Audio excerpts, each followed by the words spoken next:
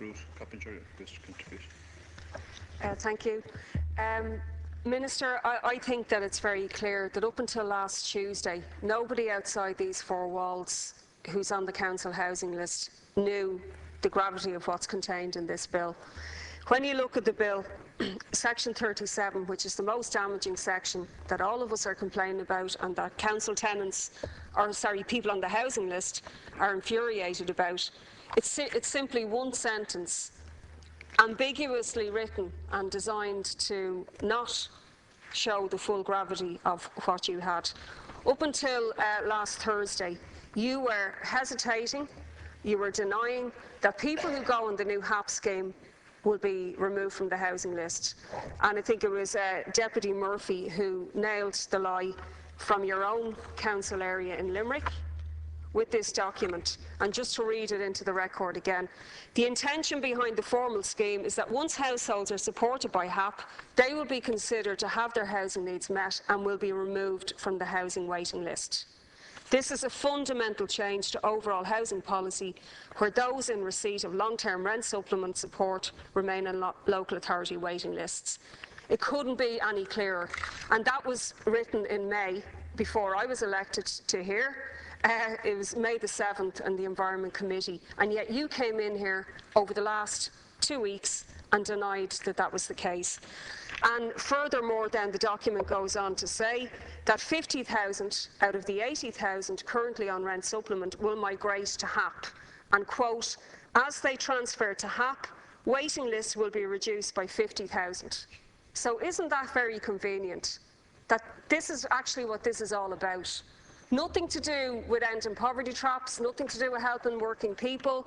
And in fact, it was pointed out to me by a homeless family who are working that this bill has nothing in it to help them because they're not on rent supplement. You know, so the idea has been exposed by other people rather than yourself, and you knew this all along.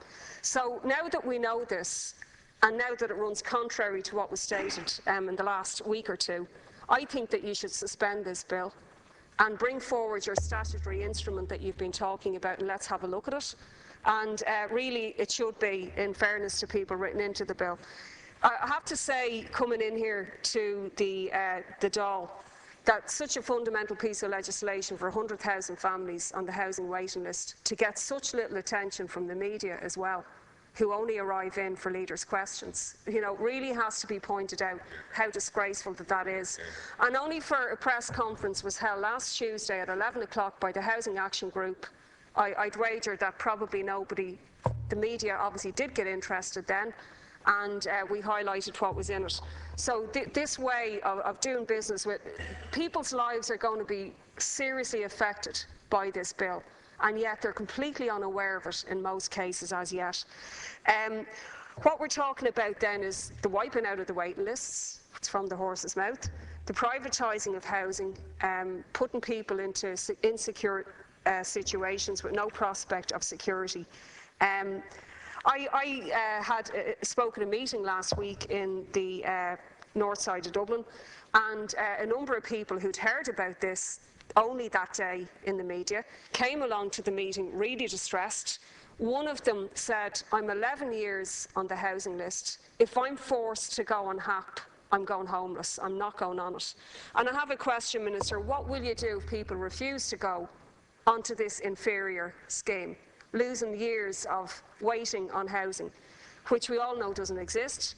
But at least they had some prospect of getting some whenever you do get around to building some. So what if people refuse to go on the HAP scheme? What will happen to them? I also would like to know, and so would people out there, who will fix the boiler? Who will fix, you know, the gate? Who will fix all of the things under the HAP scheme, you know, that at least the council were forced to do? And furthermore, from council workers, I've had an inquiry. Who's going to be staffing this? Are you going to outsource it? Because that seems to be very clearly what's on the agenda. I can see cheap labour coming in to oversee the, they'll be estate agents essentially anyway, rather than, you know, dealing with people's housing needs. And in relation to RAS, there are really serious questions. Again, people have been asking me, what happens to the RAS scheme? I mean, why do you say in your proposal for housing supply that I think it's 2,500 would be RAS properties, when what would be the point in RAS continuing when you have this new scheme? I'm just, what would be the difference between the two? And I again want to support what previous deputy said. Actually, a lot of people did kick up about RAS. I was on a council at the time and I completely opposed it. You know, so much for the housing agencies defending council tenants. Just finally, the other aspect of the bill that I really think has had little attention drawn to it, in my view, and not sufficiently, is the rent arrears deduction. Just to point out again, there isn't any other group in society that can have their rent or mortgage taken out of their income. There's no other group that can have that done to them. There's 100,000 people in mortgage arrears, for example, so they're not paying their mortgages through reasons that we all understand why. They're able to juggle food versus their mortgage, and that's what they're doing. But now council tenants won't have that right to make those decisions and to juggle those bills in the same way. Council tenants are probably more under the cosh than any other group in the last 6 years, and they'll have that fundamental right taken away. Now, there's members of this House and former members of this House who've had their debts written down for them by the banks, and you know, who've gone into bankruptcy. So, you know, the idea that it's somehow terrible that people will be in arrears when we all know that that can happen to anybody. Obviously, illustrious capitalists like Dennis O'Brien had huge write-offs of 300,000. So, all in all, Minister, I think it's now become clear what exactly is in this bill. It's a sleight of hand to try to wipe out the nuisance of the housing waiting lists and to put people into insecure situations. And it is quite incredible that rather than providing people with stable homes, you know, council homes, which were perfectly good, the council house I lived in was a great area to live in, and give other people that similar right to have a permanent place, permanent schools to send their kids to, rather than shoving them into the arms of private landlords. Thank you, Deputy. The Minister to reply.